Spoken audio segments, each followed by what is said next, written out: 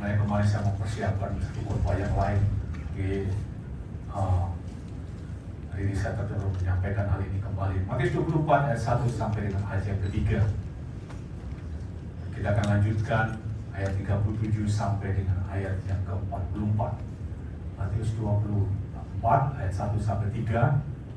Kita akan potong saja. Lanjutkan ayat 37 sampai 44. Ayat 1 sampai dengan ayat ketiga saya akan baca ganjil dan bersama-sama membaca ayat yang ke-6. Sesudah itu Yesus keluar dari bait Allah lalu pergi. Maka datanglah murid-muridnya dan menunjuk kepada bangunan-bangunan bait Allah. Dia berkata kepada mereka, kamu melihat semuanya itu? Aku berkata kepadamu, semuanya tidak satu batu pun di sini akan dibiarkan terletak di atas batu yang lain. Semuanya akan dibuka. Ketika Yesus duduk di atas bukit Zaitun, datanglah murid-muridnya kepadanya untuk bercakap-cakap sendirian dengan dia. Kata mereka, katakanlah kepada kami, bila manakah itu akan terjadi? Dan apakah tanda kedatanganmu dan tanda kesudahan dunia? Ayat 37 bersama-sama, 2, 3. Sebab sebagaimana halnya pada zaman Nuh, demikian pula halnya kelak pada kedatangan Anak Manusia. Ayat 38. Sebab sebagaimana mereka pada zaman sebelum air bah itu makan dan minum, kawin dan mengawinkan, sampai kepada hari Nuh masuk ke dalam bahtera. Dan mereka tidak tahu akan sesuatu sebelum air bah itu datang, melenyapkan mereka semua. Demikian pula lah halnya kelak pada kedatangan Anak Manusia. 40. Pada waktu itu kalau ada 2 orang di ladang, yang seorang akan dibawa dan yang lain akan ditinggalkan. Perempuan sedang memutar batu kilangan, seorang akan dibawa dan yang lain akan ditinggalkan.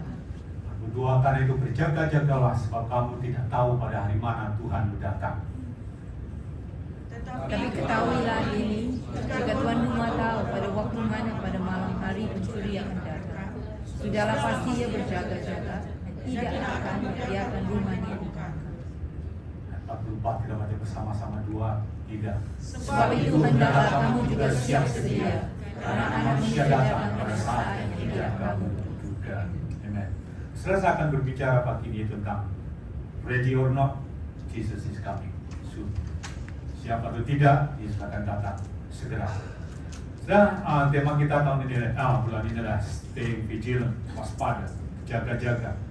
Jangan tidur, jangan jadi lemah, jangan menjadi dingin. Saya akan menyampaikan tentang bahwa berjaga-jaga atau siap bahwa Yesus Kristus itu akan datang kembali. Setelah tanggal 10 September yang lalu, dunia digemparkan dengan peristiwa pembunuhan Charlie Kirk. Charlie Kirk ini adalah pendiri Turning Point USA. Charlie Kirk ini dia menyuarakan itu supaya dunia kembali kepada tatanan seperti apa yang Allah ciptakan. Itu dia berbicara tentang membangun keluarga yang benar. Terus dia juga bicara tentang anti aborsi. Dia juga berbicara tentang bahwa Tuhan itu menciptakan laki-laki dan perempuan, bukan LGBT. Nah, akibatnya seorang gay, mereka bilang menurut CNN, dia bilang seorang gay yang lagi asmara. Orang gay yang lagi asmara, dia marah dan membunuh Charlie Kirk. Charlie Kirk dibunuh karena dia menentang LGBT, anti abortion, juga manusia kembali kepada tatanan yang Tuhan ciptakan sebelumnya. Dan kalau sudah melihat keadaan dunia sekarang ini, kita mencatat dia keadaannya seperti zaman Nuh. Zaman Nuh itu orang pesta pora, kawin mengawinkan, perkawinan sejenis, dan juga seperti zaman Lot. Lot itu di mana LGBT atau gay itu merajalela.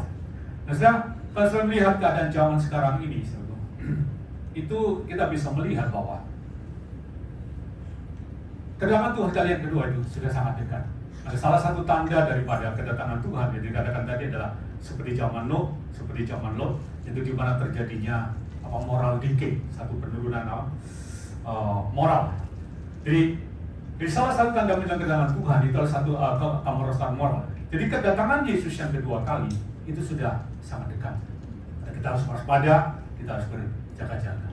Dalam Matius pasal 24 di sini Yesus menjelaskan tentang tanda-tanda dari kedatangannya. Nah, kalau sudah lihat di situ waktu Yesus bersama-sama dengan murid-muridnya di Bukit Zaitun, Kemudian murid-muridnya bertanya kepada Yesus.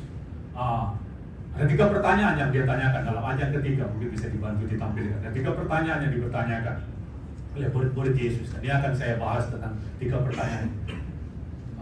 Matius 24 ayat yang ketiga. Ada 3 pertanyaan yang ditanyakan oleh murid-murid Tuhan. Ayat yang ketiga. Ketika Yesus di atas bukit Zaitun dalam murid-muridnya kepadanya untuk bercakap-cakap sendirian dengan dia, kata mereka, katakanlah kepada kami bila manakah itu akan terjadi, dan apakah tanda kedatanganmu dan tanda kesudahan dunia. Jadi 3 pertanyaan yang Yesus yang pertanyakan, yaitu kapan hal itu akan terjadi, when will this thing be, apakah tanda kedatanganmu, what will be the sign of your coming, dan yang ketiga, apakah tanda kesudahan dunia, what will be the sign of the end of the age. Jadi ketiga pertanyaan ini yang ingin saya bahas. Pertanyaan dari murid ini. Yang pertanyaan yang pertama dikatakan, what will this thing be? Kapankah hal itu akan terjadi?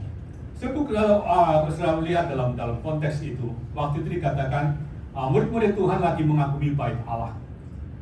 Nah, bait Allah ini adalah bait Allah yang kedua, yaitu yang dibangun oleh Herod. Tidak saya jelaskan. Jadi waktu itu murid-murid sedang berada di bukit Zaitun, dan mereka sedang mengagumi bangunan bait Allah ini. Nah, Yesus berkata kepada murid-muridnya bahwa bangunan bait Allah ini akan runtuh.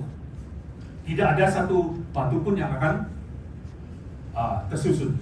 Nah, setiap bait Allah yang dibicarakan ini adalah bait Allah yang kedua. Bait Allah yang pertama, yaitu yang dibangun oleh Salomo, itu sangat megah, itu tahun 960, dan kemudian runtuh tahun 587. Itu diruntuhkan oleh Raja Babel, yang waktu itu adalah Nebukadnezar. Tapi kemudian tahun 515 itu Raja Persia, yaitu Darius, itu kembali membangun bait Allah ini. Dan bait Allah yang dibangun oleh kerajaan Persia itu tidak terlalu megah. Tapi kemudian tahun 20 itu ada raja yang dari Roman Empire, yaitu namanya Herod the Great. Dia membangun kembali bait Allah yang kedua ini. Jadi bait Allah yang kedua ini yang disebut dengan Herod Temple, itu dibangun tahun 20, dan kemudian tahun 70 itu diruntuhkan pada zaman di mana Yerusalem diruntuhkan oleh Jenderal Titus. Ini bait Allah yang kedua. Jadi bait Allah yang dibangun oleh Herod ini cukup megah. Karena dibangun oleh Roman Empire. Kalau saudara tahu bahwa Roma itu kalau membangun gedung itu luar biasa. Saya paling suka kalau pergi ke negara-negara yang di bawah Rom, karena saya suka bangunan mereka itu sangat megah dan solid sekali. Nah, waktu mereka sedang mengagumi bait Allah, Yesus berkata bahwa bait Allah ini akan diruntuhkan dan akan tinggal puing-puing. Nah, kapankah itu terjadi? Nah, saudara, tahun 66, waktu itu orang-orang Yahudi ada di bawah kekuasaan Rom. Tahun 66, orang Yahudi itu mencoba untuk memberontak kepada pemerintahan Rom. Dan kemudian kalau saya lihat pada waktu itu pemerintahan Rom itu di bawah Nero, di bawah Nero. Nah, tahun 70 Jenderal Titus menyerbu Yerusalem dan kemudian menghanguskan bait Allah. Jadi bait Allah diruntuhkan, dan dijelaskan dalam kitab Matius tadi, tidak ada satupun batu yang tersusun. Jadi tahun 70 bait Allah itu runtuh. Jadi apa yang Yesus katakan bahwa tidak ada satupun dari bait Allah ini yang akan tersusun lagi. Dan ini terjadi pada tahun 70 Masehi. Jadi murid-murid Yesus pertanyaan yang pertama, kapankah hal itu akan terjadi? Jadi bait Allah yang pertama itu runtuh pada tahun 70 Masehi. Nah, hal ini sudah terjadi. Jadi apa yang Yesus katakan itu benar-benar terjadi dan sudah terjadi. Nah, pertanyaan yang kedua yang ingin saya jelaskan ini. Yang pertama, kapan hal itu terjadi? Dan kemudian yang kedua adalah, apakah tanda dari kedatangan? What will be the sign of your coming? Sebab apa tanda daripada kedatangan Yesus yang kedua? ada dua pandangan tentang kedatangan Yesus yang kedua. Ada dua perspektif. Ada orang yang punya pandangan bahwa kedatangan Yesus yang kedua itu tidak ada yang tahu, atau datang dengan tiba-tiba, atau yang saya sebut dengan unpredictable.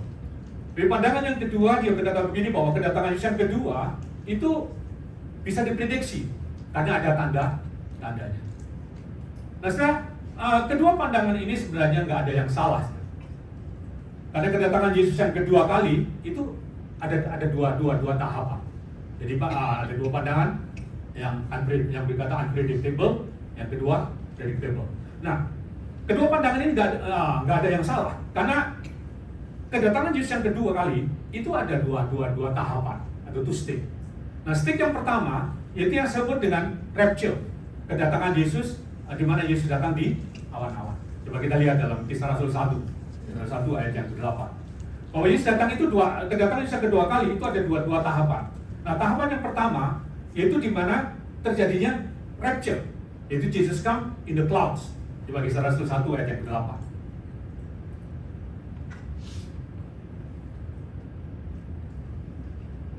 Bukan salah. Seperti dia naik dengan ada, saya salah. Kisah Rasul 1. Kisah Rasul 1 ada dikatakan seperti dia naik demikian dia akan keluar.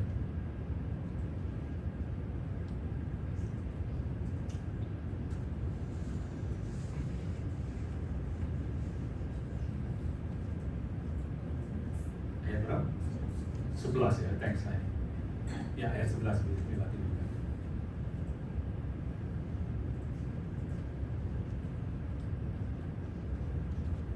Kita baca bersama-sama 2, 3.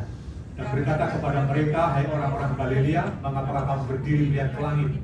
Yesus ini yang terangkat ke surga meninggalkan kamu akan datang kembali dengan cara yang sama seperti melihat dia naik ke surga. Nah, setelah di sini katakan dalam Kisah Rasul 1 bahwa ayat 11, Yesus dia yang naik, demikian juga dia akan turun. Nah, waktu itu Yesus naik masuk ke awan-awan. Dan demikianlah juga dia akan datang kembali. Jadi Tuhan Yesus akan datang di awan-awan. Nah, setelah Yesus datang di awan-awan, jadi kedatangan pertama Yesus datang di awan-awan itu untuk menjemput orang-orang percaya. Nah, dalam Yohanes pasal 14 ayat yang ketiga juga dikatakan bahwa aku akan datang kembali untuk menjemput kamu. Jadi Tuhan Yesus datang di awan-awan. Yang kita namakan rapture ini, yaitu di mana Yesus datang untuk kerja. Nah, kedatangan Yesus di awan-awan ini tidak ada yang tahu.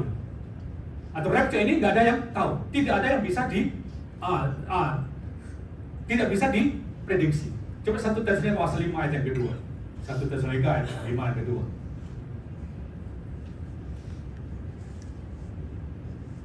Kedatangan Yesus di awan-awan atau rapture ini unpredictable, tidak bisa diprediksi. 1 Tesalonika 5 ayat yang kedua. Kita baca bersama-sama 2, 3.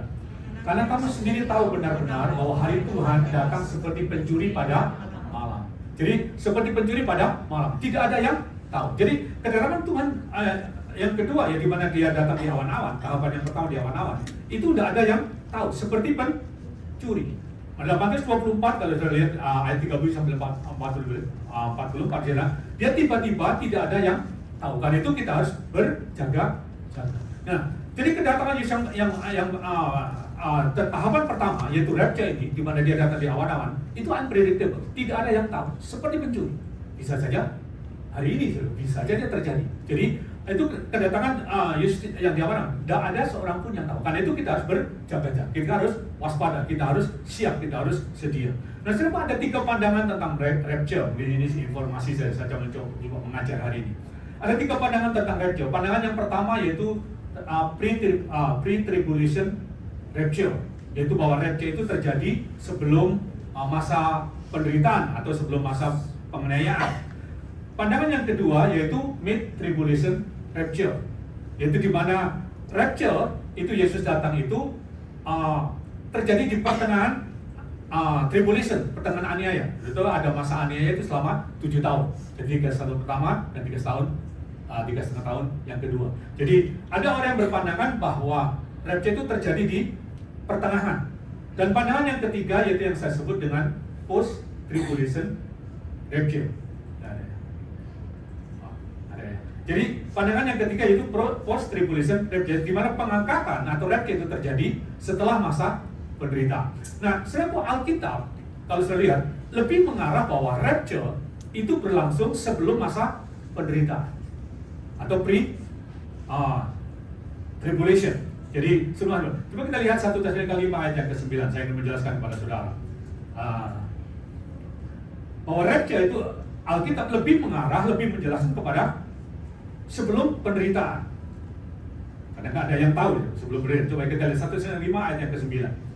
Kita baca bersama-sama. Kenapa alasan bahwa terjadi sebelum masa penganiayaan? Coba kita lihat ayat kita baca bersama-sama. 2, 3. Karena Allah tidak menetapkan kita untuk ditimpa murka, tetapi untuk beroleh keselamatan oleh Yesus Kristus Tuhan kita. Dijelaskan itu, kita ditetapkan bukan untuk menerima murka. Satu ayat lagi coba kita lihat. 2 Tesalonika 2 ayat 1 sampai 8. Ini untuk kita informasi supaya sudah bisa mengerti tentang hal ini. 2 Tesalonika 2 ayat 1 sampai 8. Kita baca bergantian. Tentang kedatangan Tuhan kita Yesus Kristus dan terhimpunnya kita dengan Dia, kami minta kepadamu saudara-saudara, supaya kamu jangan lekas bingung dan gelisah, baik oleh ilmu maupun oleh pemberitaan atau surat yang dikatakan dari anak-anak, seolah-olah hari Tuhan telah tiba. Paulus sedang berbicara tentang hari Tuhan. Kalau kita lihat ayat ketiga, janganlah kamu beri dirimu disesatkan orang dengan cara yang bagaimanapun juga, sebab sebelum hari itu haruslah datang dahulu murtad dan harus dinyatakan dahulu manusia durhaka yang harus binasa. Ini kedatangan Tuhan yang di bumi. Ayat yang keempat, yaitu lawan yang meninggikan diri di atas segala yang disebut atau yang disembah sebagai Allah. Bahkan dia duduk di bait Allah dan mau menyatakan diri sebagai Allah. ayat yang kelima, tidakkah kamu ingat bahwa hal itu telah kerap kali kukatakan kepadamu ketika aku masih bersama-sama dengan kamu? Dan sekarang kamu tahu apa yang menahan dia, sehingga dia baru akan menyatakan diri pada waktu yang telah ditentukan baginya. Di ayat 4 dan 5 berbicara tentang antikris, itu belum melihatkan karena ada yang menahan. Coba sekarang ayat yang ke-6. Dan sekarang ini sudah dibaca ya. Ayat yang ke-7. Karena secara rahasia kedurhakaan telah mulai bekerja, tetapi sekarang masih ada yang menahan. Kalau yang menahannya itu telah disingkirkan, Pada waktu itulah si pembawa kabar akan menyatakan dirinya, tetapi Tuhan Yesus akan membunuhnya karena maksudnya dan akan menangkapnya kalau ia datang kembali. jadi antikris itu ada yang menahannya. Itu ke gereja atau roh kudus yang ada di dalam orang-orang percaya. Ayat ke-9.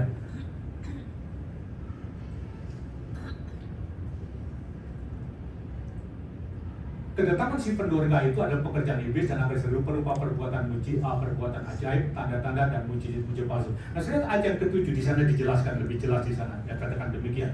Karena secara rahasia roh antikris itu telah mulai bekerja. Tetapi sekarang dikatakan masih ada yang menahan. Dan siapa yang menahan? Gereja, orang-orang percaya, roh Tuhan yang ada dalam diri orang-orang baik. Nah, dikatakan kalau yang menahannya itu telah disingkirkan. Jadi kalau yang menahannya itu gereja disingkirkan atau diangkat, maka dikatakan antikris baru muncul. Jadi jelas muncul dengan jelas. Jadi saudaraku, rapture itu lebih terjadi sebelum masa tribulation, sebelum antikris muncul, sebelum antikris menyatakan diri dengan terang-terangan. Nah, jadi kedatangan Yesus yang kedua itu ada dua step. Yang pertama yaitu rapture, di mana Yesus datang di awan-awan. Yang kedua itu yang saya sebut dengan return, Jesus come on the earth, atau Yesus datang di bumi. Nah, rapture itu Yesus datang untuk gerejanya. Tapi return itu Yesus datang bersama-sama dengan gerejanya. Nah, kalau saya lihat dalam Zakaria pasal 14, coba kita lihat. Jadi waktu Yesus datang di awan-awan, terjadi rapture, kemudian terjadi di bumi, itu terjadi 7 tahun masa penderitaan atau tribulation. Nah, kemudian habis itu akan terjadi yang namanya Harmageddon. Nah, coba Zakaria pasal 14 ayat 1 sampai dengan ayat yang ke-5. Nah, kita lihat di sini Zakaria menjelaskan lebih jelas itu tentang kedatangan Yesus di bumi, yaitu menginjakkan kakinya di bukit Zaitun. Ayat 1 sampai dengan ayat yang ke-5. Saya bacakan, sudah membaca ayat yang ke-6. Sesungguhnya akan datang hari yang ditetapkan Tuhan, maka jarahan yang dirampas daripadamu akan dibagi-bagi di tengah-tengahmu. Kau akan mengumpulkan segala bangsa untuk meraih Yerusalem. Kota itu akan direbut, rumah-rumah akan dirampoknya dan perempuan-perempuan akan ditiduri. Sementara itu penduduk kota itu harus berdiri dalam peperangan, tetapi selebihnya dari bangsa itu tidak akan diajamkan dari kota itu. Kemudian Tuhan akan maju berperang melawan bangsa-bangsa itu seperti ia berperang pada hari pertempuran. Pada waktu itu kakinya akan menjejak di bukit Zaitun yang terletak di depan Yerusalem sebelah timur. Bukit Zaitun itu akan terbelah dua dari timur ke barat, sehingga menjadi suatu lembah yang sangat besar. Sama dari bukit itu akan bergeser ke utara dan lagi ke selatan. Yang kelima kita baca bersama-sama 2, 3. Maka tertutuplah lembah gunung-gunung itu, sebab lembah gunung itu akan menyentuh sisinya, dan kamu akan melelehkan diri seperti kamu pernah melarikan diri oleh karena gempa bumi pada zaman Usia Raja Yehuda. Lalu Tuhan Allahku akan datang, ya, semua orang kudus bersama-sama. Ya. Nah, kalau saya lihat dalam Zakaria pasal 14, ini menunjukkan mengarah kepada kedatangan Yesus di bumi, yaitu di atas bukit Zaitun. Nah, pada waktu terjadi rapture, di mana gereja itu orang-orang percaya itu diangkat, dan kemudian di bumi terjadi namanya masa kesukaran atau tribulation. Nah, 3 tahun pertama itu Antikris bekerja sama bersama-sama dengan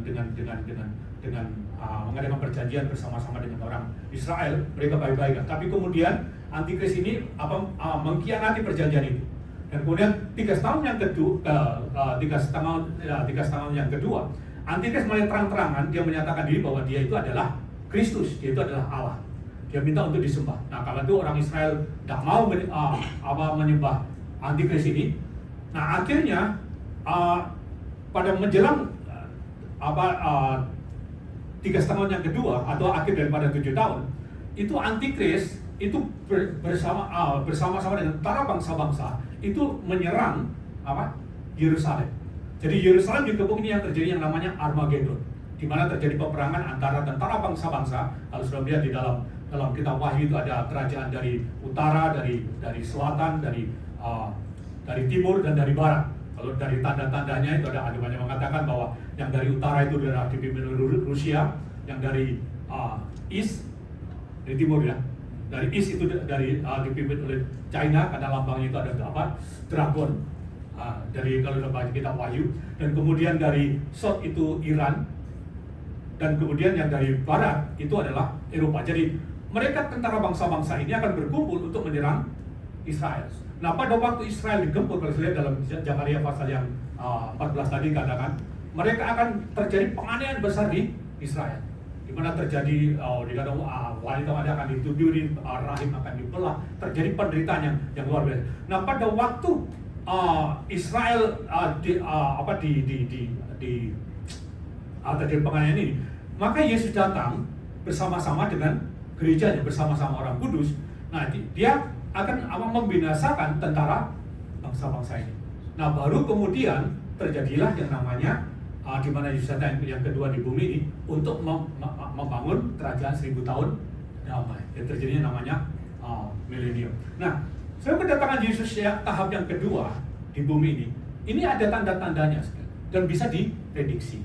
Kalau rapture nggak bisa diprediksi, tapi kedatangan yang kedua di bumi itu bisa diprediksi. Nah, apa tanda-tandanya? Kata beliau, apa tanda-tandanya daripada kedatangan Yesus yang kedua di bumi ini? Yang pertama, kalau sudah lihat ada beberapa tanda yang Yesus berikan dalam kitab Matius pasal 24, dalam kitab Lukas. Itu tanda-tanda yang pertama, yaitu di mana Israel itu akan berdiri sebagai bangsa. Kalau sudah membaca dalam kitab Matius pasal 24 dikatakan itu tentang pohon ara yang akan bertunas kembali. Jadi tanda yang pertama itu Israel akan berdiri sebagai satu bangsa atau regathering dari orang Yahudi. Yesus berkata dalam Matius 24, angkatan ini tidak akan berlalu atau keberadaan Israel. Jadi keberadaan bangsa Israel itu sebagai tanda. Israel ini adalah negara yang sangat kecil, tapi sangat istimewa. Dia istimewa bukan karena Israel itu baik, bukan karena Israel itu benar, tapi dia istimewa karena apa? Perjanjian Allah dengan Abraham. Jadi karena apa? Nenek moyang. Jadi, bangsa Israel kalau saudara perhatikan, banyak kali bangsa Israel ini coba untuk dihancurkan, untuk dihapuskan dari muka bumi. Kalau saudara membaca sejarah tahun 587 sebelum Masehi, Nebukadnezar menghancurkan Israel. Sampai seluruh penduduk Israel itu dibawa ke Babil. Kalau sudah membaca sejarah dalam tahun 587. Tapi kemudian beberapa tahun kemudian, 50 tahun kemudian, kerajaan Persia waktu menaklukkan kerajaan Babel, itu membawa kembali orang-orang Israel untuk kembali ke tanahnya kembali. Nah, tapi kalau saya lihat, saudara, itu tidak berhenti di situ. Tahun 70 ini yang peristiwa yang paling besar di Israel, di mana negara Israel itu di bumi hanguskan. Seluruh penduduk Israel itu terpecah ke seluruh dunia. Ini yang terjadi namanya yang diaspora. Di mana Israel itu tidak ada lagi di Israel. Semua keluar dari Israel. Tapi kalau sudah perhatikan, kemudian terjadi kegerakan yang namanya Zionisme. Dan kemudian pada tahun kalau sudah lihat pada tahun 1917 itu ada Jenderal Edmund dari British ya, waktu itu yang cukup kuat. Dia mengakui bangsa Israel sebagai bangsa. Jadi Gubernur British ini mengakui Israel sebagai satu bangsa. Dan kemudian kalau saya perhatikan tahun 1947 Presiden Amerika Harry Truman itu mengakui Israel diakui sebagai satu negara yang berdiri secara resmi. Dan kemudian 15 Mei tahun 48 Israel merdeka. Dan yang kalau saya lihat kelanjutannya tahun 67 terjadi perang 6 hari, Yerusalem kembali direbut, dan kemudian Yerusalem menjadi wilayah Israel. Dan tahun 2017 6 Desember 2017, ini pernyataan yang sangat terkenal yang dari Donald Trump, yang dia mengakui Yerusalem sebagai ibu kota dari Israel. Jadi Israel itu sudah berdiri sebagai satu bangsa. Nah, saudara, ini ada satu tanda bahwa kedatangan Yesus itu sudah sangat dekat. Tanda yang pertama dikatakan, kalau kamu melihat pohon ara itu sudah mulai bertunas, ingat, anak manusia kan. Jadi Israel itu harus berdiri kembali. Jadi itu tanda yang pertama. Tanda yang kedua itu adalah pengetahuan yang bertambah. Atau saya sebut di sini adalah knowledge explosion. Kalau saya lihat, saudara, sekarang pengetahuan yang luar biasa, di mana di bidang IT, internet, Google, Facebook, dan sekarang yang lagi tren AI. So ini luar biasa, saudara. Bahkan ada orang yang bilang nanti AI itu bisa pakai pendeta yang terkenal tapi khotbahnya ngawur. Jadi itu bisa diatur. Ini banyak setan akan terjadi. Jadi ini yang namanya pengetahuan yang ledakan pengetahuan yang luar biasa ini. Jadi itu disebut dalam kitab Daniel pasal 12 ayat 4, di mana akan terjadi semua pengetahuan manusia akan bertambah. Dan yang ketiga, itu tanda yang ketiga itu adalah yang disebut dengan moral decline. Matius 1:24 tanda daripada zaman Nuh, dan kemudian Lukas 17 disebut juga sebagai tanda daripada zaman Lot, di mana LGBT itu merajalela. Kalau saya lihat sekarang LGBT menguasai Hollywood, Disney, bahkan perekonomian dunia ini, dan banyak berita bahwa perekonomian dunia ini LGBT itu kontrol. Bahkan ada satu berita bahwa kalau negara-negara mau berhutang kepada World Bank atau berhubungan dengan World Bank, ada satu perjanjian yang mereka minta, itu adalah LGBT dikasih kebebasan. Jadi yang namanya melegalkan pernikahan sejenis, itu permintaan daripada World Bank, ada yang berita. Jadi ini yang sedang terjadi, jadi moral decline. Dan yang keempat, tanda yang keempat, itu akan terjadi yang namanya global economic crisis. Itu dalam Lukas pasal 21 ayat 11. Kalau saya lihat dengan munculnya perang dagang antara Amerika sama Cina, itu banyak pengaruh kepada ekonomi dunia. Nah, sekarang kedatangan Yesus di bumi, kalau sudah perhatikan, itu sudah sangat dekat. Jadi kedatangan Yesus di bumi itu bisa diprediksi. Kapan terjadinya? Itu setelah 7 tahun. Terjadi 7 tahun setelah rapture atau setelah masa tribulation. Jadi waktu rapture di bumi, itu alami tribulation selama 7 tahun. Nanti muncul masih dunia, dan kemudian kalau saya lihat dalam kitab Wahyu, 7 mata dibuka, 7 cawan murka Allah ditumpahkan, setengah penduduk dunia habis. Nah, di situ kita bisa melihat bahwa kedatangan Yesus yang kedua itu bisa diprediksi. Nah, jadi kedatangan Yesus yang kedua itu bisa diprediksi. Nah, untuk apa Yesus datang yang kedatangan yang di bumi yang kedua ini? Yaitu adalah untuk di mana dia menegakkan kembali atau establish kerajaan 1000 tahun damai. Nah, kalau kita melihat tentang second coming ini, saudara perlu tahu bahwa tujuan Allah dari semula itu Tuhan itu rindu untuk memperluas kerajaannya di bumi. Jadi dari second coming, kedatangan Tuhan kedua itu kita bisa melihat keinginan hati Tuhan. Jadi kedatangan Yesus yang kedua ini itu untuk membangun kerajaan milenium. Nah, ini adalah penggenapan dari nubuatan kitab Daniel. Kalau saya pernah membaca kitab Daniel pasal yang kedua, mungkin saya jelaskan saja sedikit untuk informasi saja supaya sudah mengerti bahwa kekristenan itu adalah real, fakta. Itu ada sejarah. Jadi bukan cerita tapi sejarah. Kedatangan yang kedua ini kalau saya lihat itu ada penggenapan dari kitab Nabi Daniel. Coba kita lihat dalam Daniel pasal yang kedua. Daniel pasal yang kedua ayat 32 sampai 44. Ada kerajaan-kerajaan yang akan berkuasa di bumi. Daniel pasal 2 ayat 32 sampai 44. Coba kita lihat, kita baca dulu di sini. Saya baca genap, sudah baca yang tadi. Adapun patung itu kepalanya dari emas tua, dada dan lengannya dari perak, perut dan pinggangnya dari tembaga. Sedang bahannya dari besi dan kakinya sebagai dari besi dan sebagai lagi dari tanah. Sementara tuanku melihatnya terungkit lepas sebuah batu tanpa perbuatan tangan manusia, lalu menimpa patung itu tepat pada kakinya yang dari besi dan tanah liat itu sehingga remuk. Maka dari segala itu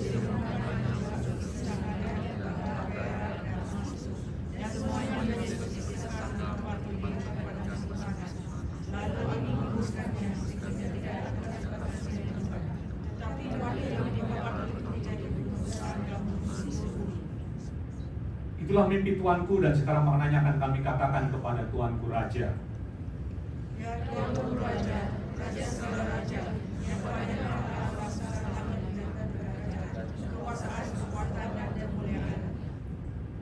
Dan yang ke dalam tangannya telah diserahkan anak-anak manusia dimanapun mereka berada, binatang-binatang di padang dan burung-burung di udara, dan yang dibuatnya jadi kuasa dan semuanya itu. Tuhan pula kepala yang dari emas itu. Di Babel itu kepala. Tapi sesudah Tuanku akan muncul suatu kerajaan lain yang lebih besar daripada Tuanku. Kemudian suatu kerajaan lagi, yakni yang ketiga dari tembaga yang akan berkuasa seluruh. 40. Sesudah itu akan ada suatu kerajaan yang keempat yang keras seperti besi, tepat seperti besi yang diremukkan dan menghancurkan segala sesuatu. Dan seperti besi yang menghancur luluhkan, maka kerajaan akan meremukkan dan menghancur luluhkan semuanya. Dan seperti Tuanku lihat kaki dan jari-jarinya sebagian dari tanahnya dan sebagian dari besi. Itu baru dibawanya jari-jari Tuanku. Memang jari-jari itu keras seperti besi, sesuai dengan yang Tuanku lihat besi yang bercampur dengan tanah liat. 42. Tetapi sebagaimana jari-jari kaki itu sebagian dari besi dan sebagian lagi dari tanah liat, demikianlah kerajaan itu akan menjadi keras sebagian dan rapuh sebagian. Seperti Tuanku lihat besi bercampur dengan tanah liat, itu berarti mereka akan tercampur oleh perkawinan, tetapi tidak akan merupakan satu kesatuan, seperti besi tidak dapat bercampur dengan tanah liat. Tetapi pada zaman raja-raja Allah semesta langit akan mendirikan suatu kerajaan yang tidak akan binasa sampai selama-lamanya, dan kekuasaan tidak akan beralih lagi kepada bangsa lain. Kerajaan itu meremukkan segala kerajaan dan menghabisinya, tetapi kerajaan itu sendiri akan tetap untuk selama-lamanya. Nah, sudah lihat di sini Daniel menunjukkan tentang kerajaan-kerajaan yang akan terjadi di muka bumi. Jadi waktu Nebukadnezar diperlihatkan tentang patung yang besar, dan patung ini sebenarnya adalah menunjukkan tentang kerajaan-kerajaan yang akan muncul di bumi. Jadi di situ ditunjukkan ada empat kerajaan. Yang pertama, patung itu dikatakan terbuat dari kepalanya dari emas, dan kemudian dadanya, lengannya itu terbuat dari perak ya, dari perak ya, dan kemudian perut dan pahanya dari tembaga, dan kakinya dan jari-jarinya itu dari besi dan dan tanah. Nah, saudaraku, Daniel menjelaskan bahwa yang dari kepala, yang dari emas itu adalah kerajaan daripada Nebukadnezar, Babilonia. Jadi, nah saudaraku, kerajaan Babilonia, kalau saudara katakan kerajaan Babylon, ini dari emas itu mulai berdiri dari tahun 1894 sebelum Masehi sampai 538 sebelum Masehi.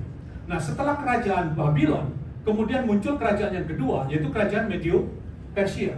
Waktu itu dipimpin oleh Cyrus tahun 539, itu berjalan 539 sebelum Masehi sampai tahun 330 sebelum Masehi, dari zaman Cyrus sampai Xerxes. Nah, kemudian yang ketiga, setelah kerajaan Persia, itu muncul kerajaan Yunani. Itu dari tahun 330, zamannya Alexander the Great, Alexander yang Agung, sampai 146. Nah, setelah pemerintahan kerajaan Yunani, kemudian muncul kerajaan yang disebut dengan Roman Empire. Sebenarnya Roman Empire ini sudah ada sebelum dari tahun 476 sebelum Masehi, tapi kemudian berakhir tahun 1483 sesudah Masehi. Jadi ini 4 kerajaan. Nah, ini Daniel mengatakan bahwa akan ada kerajaan Babylon, Media Persia, Greece, Rom, dan itu terjadi. Dan kemudian dikatakan, Daniel menubuatkan bahwa akan terjadi satu kerajaan lain, yaitu di mana yang dikatakan seperti batu yang meremukkan. Itu tidak ada orang yang mencoba melukiskan itu. Ada batu yang meremukkan kaki daripada patung itu, dan kemudian patung itu hancur.